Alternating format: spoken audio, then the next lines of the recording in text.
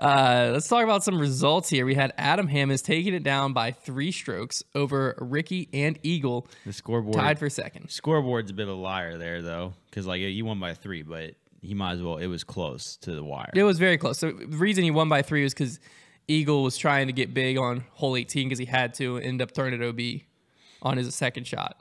Kind of goofed on 17 and then Hammes, as well. He also goofed on 17. Yeah. I mean, let's just focus on Adam Hammes first, the winner. It was his first Pro Tour win, which, Trevor, you predicted part of this back in January or February. Yeah, everybody like seems to have developed this narrative that I like, because last week I said something about Adam Hammes isn't playing as well as he should this season. And at that time, that statement, like a win, at this point in disc golf, with how hard it is to win, a win changes everything. So it's like I think that Adam Hammes is one of the most talented disc golfers on tour. So like I was surprised he hadn't won a Pro Tour yet. That statement was correct. But back in February, I tweeted that Hammes is going to win not once, but twice, at least twice, on the Pro Tour this year. If he goes back to back, your prediction will come true. All I'm saying is that take was looking really cold, but now is heating up because it's coming to life. And people were like getting on that tweet and like going after all the people that went after me when I originally made it, like saying that their takes like aged like milk. And that was really funny. I thought that was great. Aged like milk. Somebody went after my dad. My dad replied to I remember that. And was like, whoa, pump the brakes. And somebody went back and replied to that and said that aged like milk. And I thought that was really funny. I love they're coming after your dad. So, yeah, if he somehow gets another win, I doubt it. But it could happen. Oh, it's only GMC. That's it. That's what I'm saying. But he did win a national tour this year. Right. But it's like it kind of counts. But I said Pro Tour. You did say Pro Tour. So, man, he is apparently one of 4 MPO players to ever win a Pro Tour and a National Tour in a season. Well, I mean, who else has done it this year? Paul? Paul's done it this year. Has he? He won a National Tour. Has he won a Pro Tour? Yes, he won Des Moines. Okay, so then Paul's done it multiple times. So yeah. Paul was on the list from previously. I'm saying this year who's done it. Just Paul, Adam, and Rick. Does Rick have a National Tour? So hard to remember the national tours. National tours, I keep forgetting. They're very forgettable this year. But Paul and Rick are on the list. I don't know this year. I was just curious to know about this year, like where Hammes. I mean, arguably you could say he won on the Pro Tour. So yeah, I'd say arguably, like it's funny because like now you could say Hammes has had a better season than like Kevin Jones. Yeah, and Kevin Jones has probably finished higher up more consistently, but Hammes has got 2 wins, and that speaks for itself. 2 Elite Series wins. Good for him. Man. But yeah, I think what we're just seeing is Adam. Much like we've talked about this, so many other players on tour now have that top level capability where if they can put their rounds together across the duration of tournament, they can win.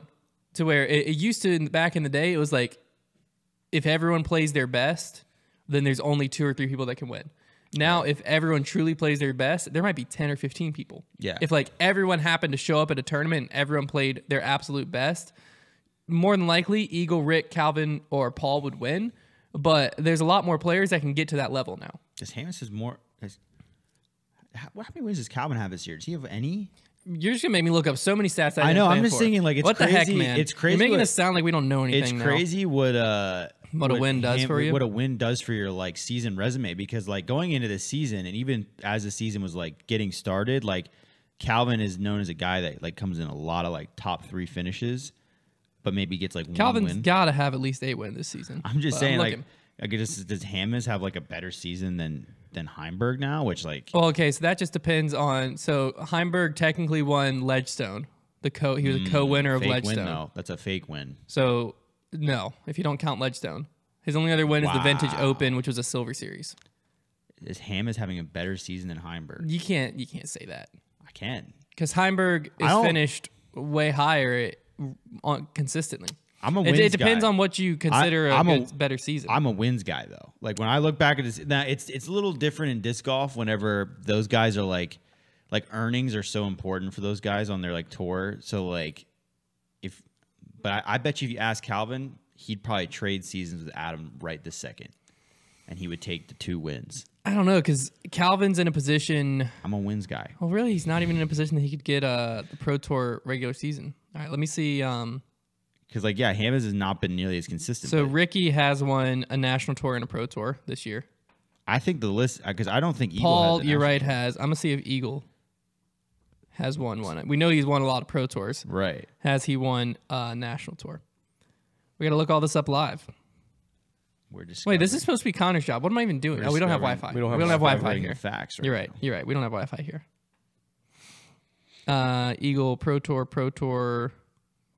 I don't think he has national tour. NT. Where's a good NT? Yeah, he does not have a national tour win. So that's a short list. 3 people. So it's Eagle Paul, Adam, Rick. Paul, Adam, and Rick have a national tour and a pro tour this year. Wow. But it's a big time win for Adam too, because I think that Adam, how old's Adam? 21, 22? I thought he was older than me. Maybe. We don't know anything. I could have swore that he was. This is like the podcast of like we need all these random facts that we don't know. We didn't expect it. No, I'm pretty sure he's 22. Okay, I mean, he's in his young 20s. I googled this last night because I was trying to find out his age. The dude doesn't post his birthday anywhere, at all. The Pro Tour asked for his birthday, blank.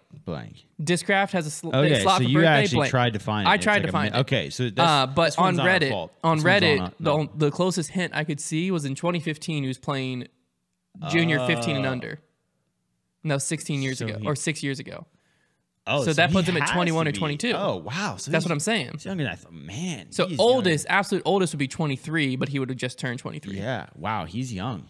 Yeah, that's what I'm saying. So I mean, he's really young. I knew he was in his young 20s, but I didn't realize, wow. Yeah, and so that's crazy. I think there's a big time thing because Adam has known he has a skill, but once you prove it to yourself and prove it to the world that you can actually win and win at a place like Maple Hill, I think this is also big time for Discraft because Adam could be emerging as like the next face of Discraft. You know what I'm saying? Yeah. Because he'll be getting into the peak of his career as the Paul Page age bracket is getting like towards the end of their career. So because he seems very happy with Discraft. So assuming Discraft can keep him happy, then I think this is a big time thing. He's definitely like whenever his contract is up for renewal, he'll be a big ticket item. Like yeah, he's gonna be worth a lot. I wonder if I'd encourage any player to shop around a little bit, but Discraft seems to take good care of their players. So yeah, it's definitely going to be interesting. I don't know when his contract runs up. We'll definitely have to look into that more this offseason. We'll have a list again of players who are going to be free agents and where they might go. But another big story here, I think, was Eagle had a 4-stroke lead come into the final round. He looked a little like old Eagle. Yeah, I mean, he was the first 2 rounds, he was in cruise control. Yeah. It looked like he was untouchable. Nate Doss, I think, even said it was over. Yeah. After day 2, people in our Discord were like, I'm not even going to watch this final round because Eagle's going to win. And you saw that on the live viewership. Number-wise, when the round started through like hole 7 or 8, there was only like 5,000 people watching live. There was like no one watching because everyone going into the day was like, oh, Eagle's going to win. Right. And then as people started checking UDisc, it was like, hold up. Ricky's in this, Adam Hammonds is in this, and Eagle's fighting now. Yeah, it tightened up. Then the viewership started skyrocketing. Eagle's after that. back 9 was abysmal. I think he was like 2 over through the last like 7 holes. Like, he struggled. It was absolutely his to win. And he started, I mean, both him and Hammonds, as it started to tighten up, started getting nervy. You could tell that some of their shots, Hammonds was just able to calm himself down by throwing like that one good shot that like kind of brings you back down to earth. And Eagle, his struggles were really on the putting green mostly. Yeah, I think on hole 15 on like the Jomez hot mic, you can hear him yell at himself. He screamed at himself. Why can't you even putt today? Or something like he was getting very frustrated with his putt, which like that. I mean, it could happen to anybody. There's nothing wrong with showing emotion, but like, yeah, you could tell that he was seriously kicking himself. And I mean, Eagle has not really shown that this year. Like that's kind of been like that is something I would have expected from Eagle in past years to kind of like have the lead and then like give it up. Yeah, but he's like proven that he can win. Right. Like this year he has not shown that. So hopefully for him, like he can, get that back on track. Cause like that's one thing I'll say about, Eagle could really cap off a crazy season if he can win US. And that is like the ultimate frustrate you course. Yeah. So like the guy who can keep his cool for 4 rounds is going to win USDGC. Eagle is still currently my pick to win USDGC. I mean, he did break his hand punching the ground last time, right? But he was in the lead when he did so. Exactly, because that's when he can get the most frustrated. I'm just saying, I think we're seeing it. This is a bad time to say it. Yeah, that's what I'm saying. Like he just showed that he's still capable of that. But he didn't. He collapsed. But he didn't like mentally, physically freak out this time. No, like you could say he collapsed game You're wise, right. but He didn't, just had a bad he didn't round. have like a complete meltdown. No, all he did was like kind of yell at himself. But During that round, I mean, that's a prime situation to punch the ground and break your hand again, and he didn't do it. There was definitely cracks in the pillars. I'll be interested. I mean, I thought he was invincible going into that final round. Everyone did. So I was very, very surprised to see he is him. still human.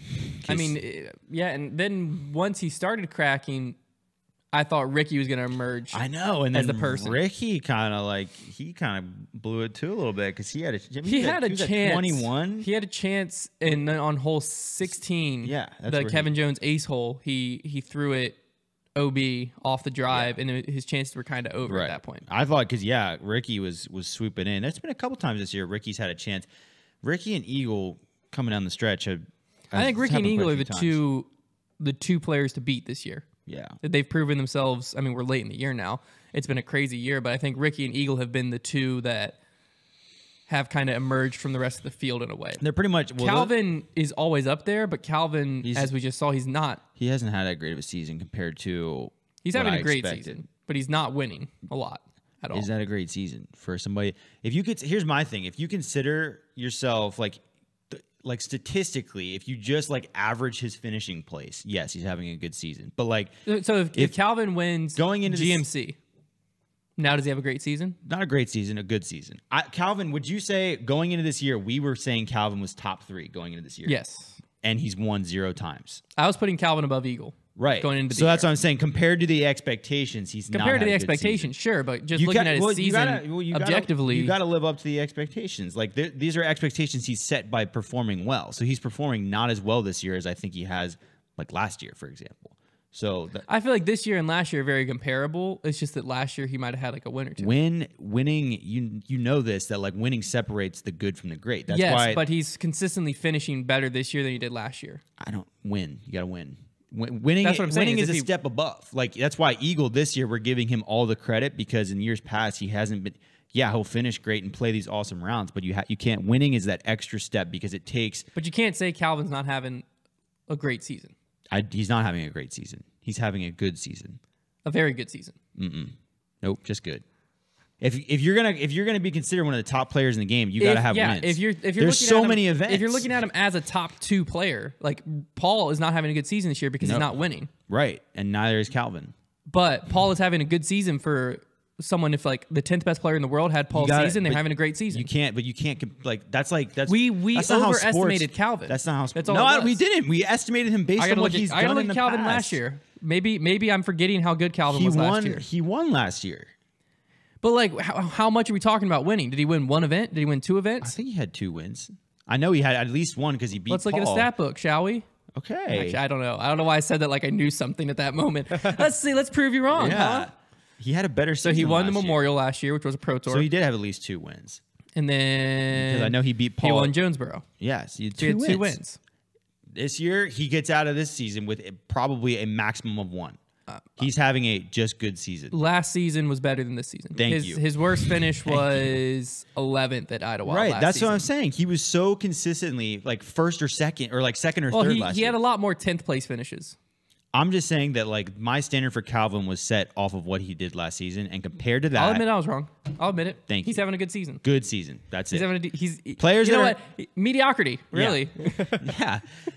Only players I would say they're having. I'd rank him 30th.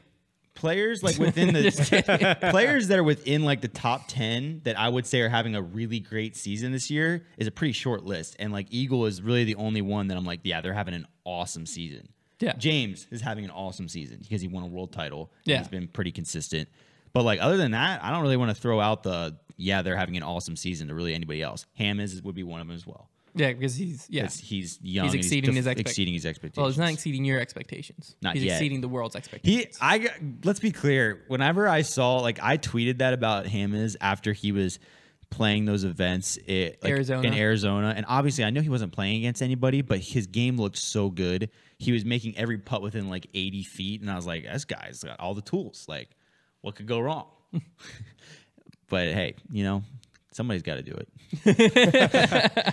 And I also find it very interesting that like that's the difference between him and like AB, because like Anthony Barella in those like early events was pretty much doing the same thing. They were like neck and neck, but like AB isn't really touring full time, and like No, also, he's still in school. right? So he's not able to put in the full work. As I would argue, AB is just as or more talented than Ham is. They're very close in talent wise and age. So like I think that just shows that like when you're Ham is and you're like putting everything into disc golf with that talent, like that's what you have to do that if you want to get to the top. Like that's for all the young players. Like those guys are infinitely talented, super athletic, but like you've gotta grind it out if you want to really rise to the top. And a lot of that just happens because they're playing a lot of events.